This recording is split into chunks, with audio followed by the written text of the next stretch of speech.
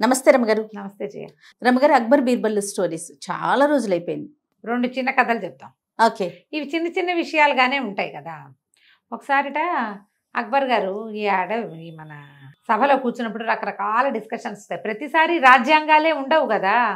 రాజ్యాంగము మంత్రిత్వము హడావిడేమి ఉండదు. ప్రజలంతా తీర్చి ఉంటారు. కొంతమంది ఏదో మాటామంతి ఎవరైనా ఒకళ్ళు మంచి వాక్యాలు చెప్తే దాని మీద డిస్కషన్లో పెడతారు. అయితే అక్బర్ గారికి ఒక విచిత్రమైన డౌట్ వచ్చిందట. గజం కేవలం 26,000 రూపాయలతో 165 గజాల భూమి కేవలం 52 లక్షలు మాత్రమే. ఆయన అలాంటివన్నీ చిక్కుగా ఉండే ఆన్సర్లన్నీ బీర్బల్ దగ్గర నుంచే ఎక్స్పెక్ట్ చేసేవాడు. ఆయన తన అరిచేతులు చూసుకుంటూ, బీర్బల్ ఎందుకో శరీరం అంతా వెంట్రుకలుండే, అరిచేతుల్లో వెంట్రుకలు ఏమేమిటి నాకు అని అడిగాడు. సహజంగా అందరికి వచ్చాను మనం వినండోయి కదా. సరే, జనాలంతా చూస్తున్నారు కుతూహలంగా. ఏం చెప్తారు, ఏం చెప్పాలి? ఉండవండి, అందరికీ ఉండవు, మీకు లేవు అంటే ఆయనకి ఏమనిపిస్తుందో. నేను అందరూ ఒకటేనా అనిపించదు రాజుకి. మరి అయితే ఆ బీర్బల్ అన్నాడు, ఏముంది మహాప్రభు, జహాపన, మీరు అపరిమితమైన దాతృత్వం, మీకు ఎంత దానపరత్వం అంటే అందరికీ జనాలకి ఇచ్చి ఇచ్చి ఇచ్చి ఇచ్చి రాపిడికి అరిచేతుల వెంట్రుకలని రాలిపోయినాయండి మీకు. అవునా అన్నాడు. బీర్బల్ నీ అరిచేతులు చూపించు అన్నాడు ఆయన. బీర్బల్ అరిచేతులు చూపించాడు. 2 అరిచేతులు నీకు కూడా లేవు కదా అన్నాడు.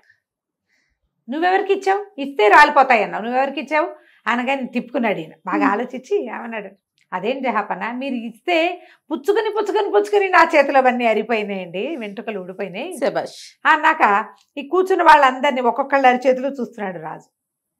వీళ్ళందరివి ఎందుకు అరిగిపోయినాయి అన్నాడు. వీళ్ళలో చాలా మంది మీ దగ్గర పుచ్చుకున్నారు కదా, మీ ఎప్పటి నుంచి పుచ్చుకుంటున్నారు, మీ తాత తండ్రుల నుంచి, మీరందరూ దానపరులు, మేమందరం పుచ్చుకునే పరులము అంచేత ఊడిపోయినాయి. ఊడిపోతే ఇప్పుడు ఎవరికి ఇస్తాడు రాజు? తన దగ్గర నుంచి ఇట్లా ఇవి తీసుకునే వాళ్ళకి. తన దగ్గర పనిచేసే మంత్రులు, సైన్యాధిపతులు వాళ్ళు ఉంటారా, వాళ్ళకేం దానాలు ఇవ్వడు, జీతాలు ఇస్తాడు అంతేగా. అప్పుడు ఈయనకి డౌట్ వచ్చి అక్బర్ గారు తన మంత్రి, సైన్యాధిపతి వాళ్ళని చేతులు చూపించమన్నాడు. అందరూ చేతులు చూపించారు. అరిచేతులు వెంట్రుకలు ఎట్టా ఉంటాయి.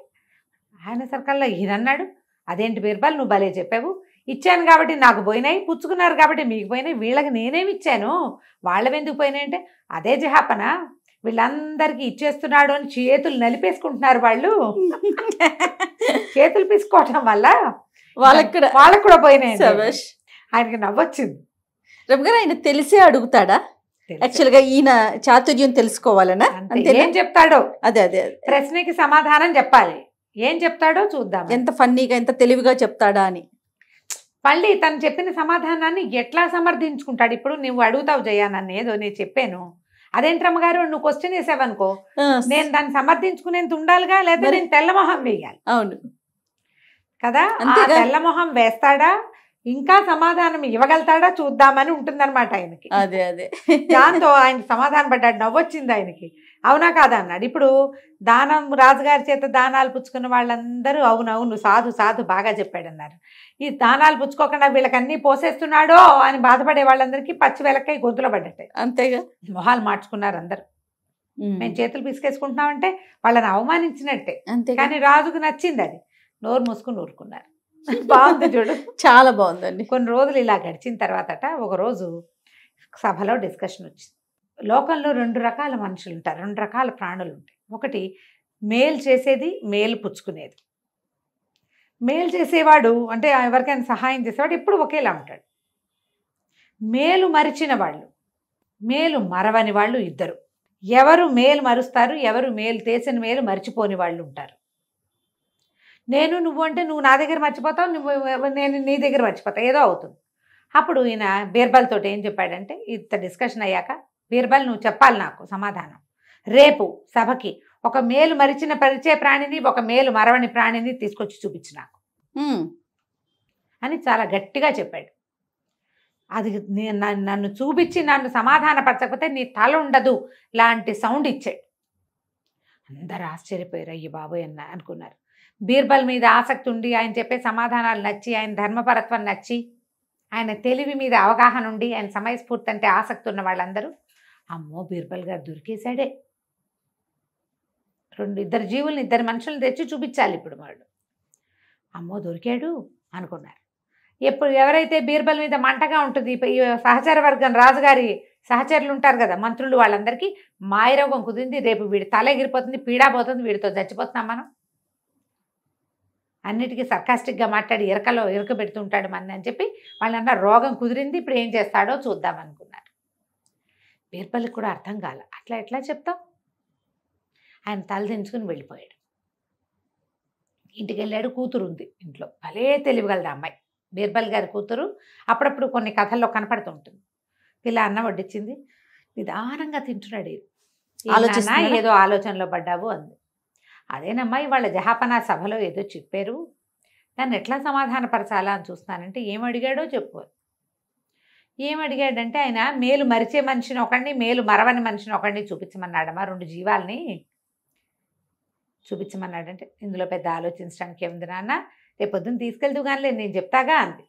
ఆయన కూతురు మీద నమ్మకంతో ప్రశాంతంగా నిద్రపోయాడు. మర్నాడు పొద్దున కూతురు చెప్పింది, మీ అల్లుడిని వెంట పెట్టుకెళ్ళి నాన్న, మన వాకిట్లో కుక్క ఉంది కదా, దాన్ని కూడా మెడకో తాడు కట్టిస్తాను, దాన్ని కూడా మోసుకెళ్ళు అని చెప్పింది. ఈయన మర్నాడు ఆ రోజు పొద్దున తన అల్లుడిని వెంట పెట్టుకెళ్ళాడు.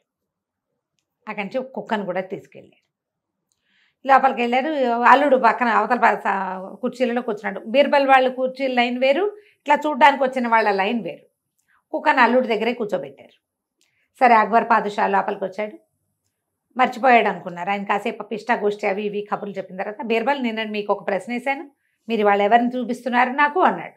అనేసరికి తీసుకొచ్చాను ప్రభు, ఇదిగోండి అని అల్లుడు గారు ముందుకు రండి అని. ఈయన ఉన్నారండి అల్లుడు గారు, నా ప్రాణం ఇచ్చేసినా సరే సాటిస్ఫై అవ్వడు, ఎన్ని మేళ్ళు చేసినా ఎంత సహాయం చేసినా నాకేం చేసావు అంటాడు. మేలు మరిచే జాతి ఈయన. అక్కడి నుంచి కుక్క ఉంది చూడండి, దానికి ఒక్క బ్రెడ్ ముక్క వెళ్ళే దారిలో మన చేతితో పడేసామా చాలు, అది మాత్రం చచ్చినా మర్చిపోదు. ఆ బ్రెడ్ ముక్క పెట్టిన వాడిని చూసి తోకాడిచి వాడి దగ్గరికి వెళ్ళి నుంచుంటుంది. వాడి మీద ఏదైనా వాడి కింద పడిపోతే కుయ్యో మొర్రో ఉంటుంది, వాడి పక్కన కూర్చొని ఏడుస్తుంది. వాడి మీదకి ఎవరైనా వస్తే కనుక నిన్న బ్రెడ్ ముక్క పెట్టాడు లేదా 20 రోజుల క్రితం బిస్కెట్ ముక్క పెట్టాడు కాబట్టి వాడికి సహాయం చేయడానికి ముందుకు వస్తుంది. ఇది మేలు మరవని జాతి అనేసరికి అందరు హాహా చప్పట్లు కొట్టారు. అల్లుడు కామ్గా నుంచున్నాడు. అల్లుడిని ప్రిపేర్ చేసి తెచ్చారు. జహాపన అన్నాడు, అలాగా సరే ఈ కుక్కకి ఒక మంచి కుర్చీ వేసి కూర్చోబెట్టండి, ఇది మేలు మర్చిపోదు. ఈ అల్లుడు నాడే వీడిని కొరతేయండి అన్నాడు. అనేసరికి సభలో అందరు నిర్కాంతిపోయారు. ఇప్పుడు బీర్బల్ గారి అల్లుడు కొరతేస్తే పిల్ల ఆయన కూతురు, బీర్బల్ హిందువు, కూతురికి పునర్వివాహాలు లేవు, అల్లుడు అయిపోతాడు. అయితే ఈయన అన్నాడు, బీర్బల్ తప్పకుండా ప్రభు, మీరు ఒకింటల్లుడే నేను ఒకింటల్లుడే, మరి అయితే అల్లుళ్ళందరినీ కొరతేయాలంటే మీరు నేను కూడా ఒకింటి అల్లుళ్ళమే, అల్లుడు జాతిని తీసేయాలి అనగానే ఆయన నవ్వొచ్చింది. మీ అల్లుడిని కొరతేస్తానంటే కుదరదు, అల్లుడు అనేవాడు అని ఉంటే నా కోసం ఏం చేశారు, మీ అమ్మాయికి చేసుకున్నారు మీరంటాడు. అంతేగాని తాము ఎత్తు ధనం ధారపోసిన అల్లుళ్ళు సాటిస్ఫై కారు. బాగుంది, ఇది పాయింట్ కరెక్టే కదా. ఇప్పుడు ఇందులో ఎవరిని తీస్తాం, మీ నాన్న ఒకింటల్లుడే, మీ ఆయన ఒకింటల్లుడే, మా నాన్న మా ఆయన నా కొడుకు ఎవరైనా సరే తప్పదు, అల్లుళ్ళు అవ్వాల్సిందే కదా. భలే తెలివిగలవాడండి, చాలా తెలివి. ఈ పాయింట్ చెప్పాక ఇక ఆయన సంతోషించాడు. ఇలాంటి మరిన్ని కథల్ని ఇంకెప్పుడైనా చెప్పుకుందాం. 2 చిట్టి కథలు చెప్పాను ఇప్పుడు నేను. చాలా బాగుంది. నమస్తే. నమస్తే.